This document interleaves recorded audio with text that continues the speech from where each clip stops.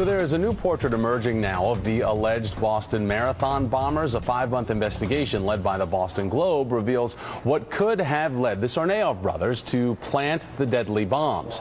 David Filippov is the co-author of this exclusive investigative report, The Fall of the House of Tsarnaev. David, it's great to have you here. And according to your report, Tamerlan, who is the older of the two brothers, was hearing voices, could have been seen as schizophrenic, but never received any treatment for that. What did you learn about why no treatment for the type of symptoms that he may have been showing? Right. Well, you know, the parents did see a psychiatrist quite frequently, but the thing is that Tamerlan, in addition to the struggles he's going through, he's also their golden boy. He was the person on whom all the hopes were placed, and it was hard to persuade the mother that there was really something wrong with him. As this progresses and the family, you know, the parents move away to Dagestan, there's actually nobody there monitoring what's happening with him. And let's talk about the trip that Tamerlan took to Dagestan in January of 2012, because you've uncovered some new potential reasons for the visit, reasons that may cast some doubts on Russian security officials' claims that that he made contact with Islamic radicals while he was there in Dagestan. Well, the thing is, to understand that, you have to know that on the internet, recruitment of people for Dagestan's quiet jihad war is constantly going on. Tamerlan might have bumped into that on the internet. But the thing is that in Dagestan, the situation is very complicated, and the vetting that goes on to join these groups is intense.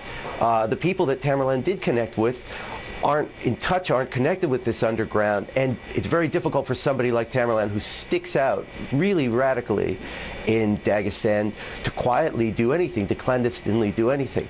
Also, the biggest problem we had with the Russian version is if the Russian knows that somebody is meeting with the underground, they get him. They wouldn't let somebody do that for 6 months and then just fly off to America.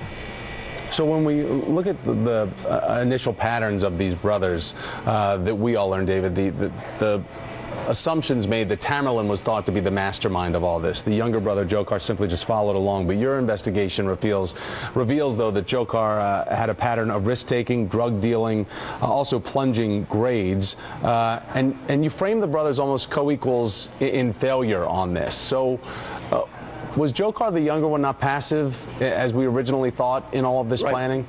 We have this vision of this curly-eyed slacker who was just drawn into this by a domineering brother. Now we understand that the brother's life is in a spiral. He has trouble keeping things together, can't keep a job, you know, bouts of violence, these voices.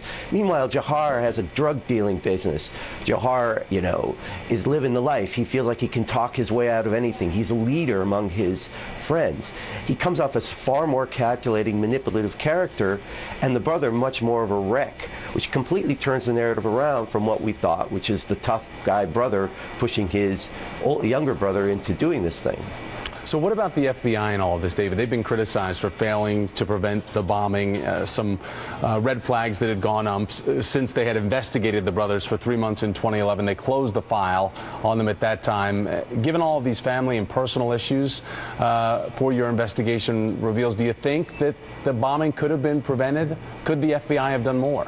Right. Well, first of all, that story comes in part from the Russian version of events that had Tamerlan actively meeting with radical elements and jihadis, which we doubt is entirely true. At the same time, the FBI did get a flag from Russia, and they did investigate him. Now, the thing is that if they're talking to people who are struggling in America, have emotional, psychological problems, you know, there are a lot of people like that who don't blow up bombs, who don't set off bombs at marathons, right? So the idea that they might have shoveled that away, yeah, it does show some inattentiveness to flags that could have gone off. But at the same time, it's hard to say that just talking to Tamerlan Tsarnaev in 2011, you could guess this guy's going to set off a bomb and cause a terrorist act someday. A fascinating look trying to peel back the layers of what exactly was going through these brothers' minds. David Filippov of the Boston Globe, sir, thanks so much. I appreciate it. Thank you for having me. Coming up next.